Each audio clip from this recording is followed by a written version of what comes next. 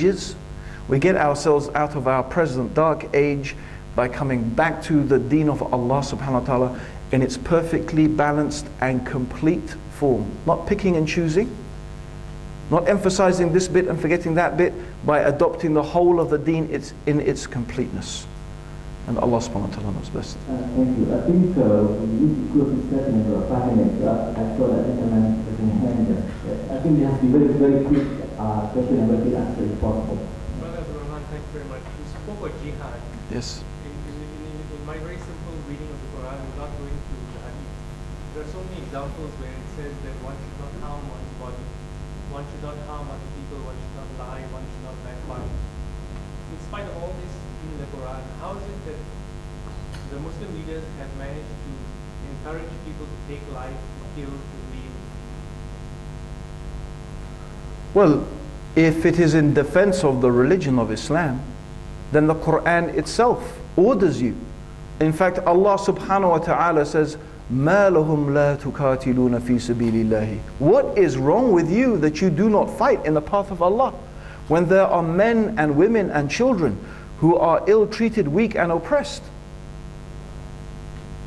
And this is, Allah is saying, oh you who call yourself a Muslim, and you believe that you're going to go to paradise, and you believe that your way is the way to paradise, what is wrong with you that you sit in your homes and you are comfortable while men and women and children are oppressed and they are ill-treated and they are in such a bad condition, and you don't go and you don't fight to help them?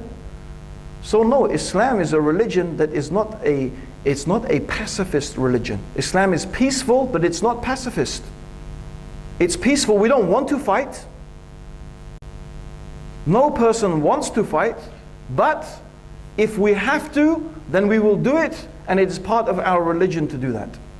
Okay? But when we fight, we have to do it in the best way. In the way that Allah subhanahu wa ta'ala has taught us, with limitations. We don't kill the women, we don't kill the children.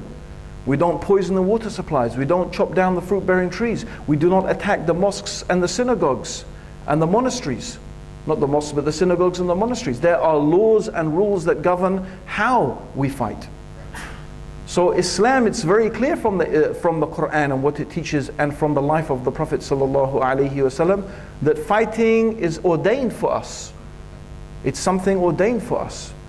But anyway, as for the Muslim leaders, I don't actually know what Muslim leaders, we're talking about here. Because whenever they do fight, they're not fighting for Islam. I mean, no one's fighting. I can't think of hardly anybody who's fighting for Islam. I mean, the Arabs have been fighting the Israelis for, I don't know how many years, since the 1960s, the first Arab-Israeli war, but none of that was for Islam. None of it. It was for Arab nationalism.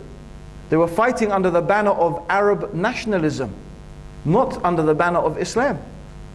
And they will be humiliated, and Allah will keep on humiliating anybody who fights under the banner of anything except La ilaha illallah. So yes, fighting is ordained, but the point is, the real issue is, let's go back to what I was saying. I even think it's premature to talk about fighting.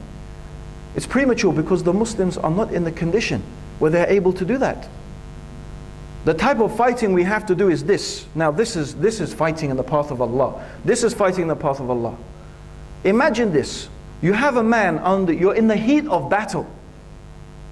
So imagine it, Lord of the Rings, everyone's fighting, and all you think about is fighting. In the heat of the battle, imagine a man is under your sword and you're going to kill him. And he spits in your face. And what do? You turn and walk away. Subhanallah, this what happened to Ali ibn Talib. This is exactly what happened to him in the Battle of Khaybar. He had a Jew, underneath his sword, and he was going to kill him. The man spat in his face and he walked away. Later this man asked him why. He said, when I was fighting, I was doing it for the sake of Allah. When you spat in my face, I was going to kill you out of anger. And I didn't want to kill anyone out of any reason other than doing it for the sake of Allah. This is how we have to control our nafs. This is how we have to be, subhanAllah, can you imagine a person who thinks about God so much that in the heat of battle, even he is thinking everything that he does, is this for Allah or not? Now this is something we are very far from. This is something we are very, very far from. I'm not saying every Muslim has to be like that, but this is the mentality. This is the things that allowed those Muslims to be victorious. And like I said, we go back to what I was talking about today. The Muslims unfortunately are in such a terrible condition. We are so sick. We are so far from the deen of Allah subhanahu wa ta'ala. Even if we go to fight, Allah is not going to give us victory. Allah is not going, because what is the difference between us and the kuffar? If you look at it, if you look at the Muslims and you look at the disbelievers, what makes us different from them? Now if you're going to tell me it's our Islam, I would say no, I don't agree. They make shirk and we make shirk. In fact, I will argue this. I actually believe we're worse than them. Because if you go to England, on every street corner you will find a pub. Yes? You know a pub? I was hoping in Malaysia he is so innocent, you know. Pub? Alcohol? What's that, brother? Okay. Yes. I'll summarize it quickly. I'm enjoying myself now, you see. No, okay, so this is what we have in England. But when I went to Pakistan many years ago, and I think you have something here as well, yes? When I went to Pakistan, on every corner I saw something worse than a pub. I saw a picture of a palm. Okay, this is a person who is going to read your fortune. Now, drinking alcohol is haram. Reading a palm is kufr and shirk.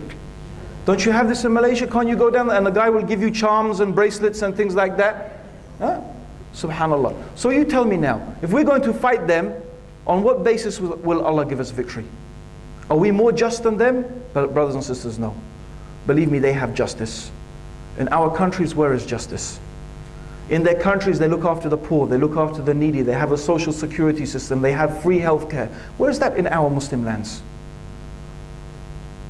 When they deal with each other, when they say, I'm going to be there at 9 o'clock. Okay, enough said. So on what basis are we going to get victory? No, when people fight, then there's only one thing. It's who's got the best equipment. That's all it is. That's the way it is with Allah. The one who's best equipped, the army who's most disciplined, they are the ones who are going to win. So are we going to match them with equipment, with numbers, with sophisticated military equipment? No. So brothers, you see and sisters, you see our problem? Our problem is very deep. Allah gives victory if we are righteous. That's the cause of victory, you see? But if we are not and we are far, then subhanAllah, what do we have? What should we expect? So we have to return to our deen, return to this religion. Alhamdulillah, and Allah subhanahu wa ta'ala will give us the success. Jazakallah khair. Assalamu alaikum wa rahmatullahi wa barakatuh. Thank you.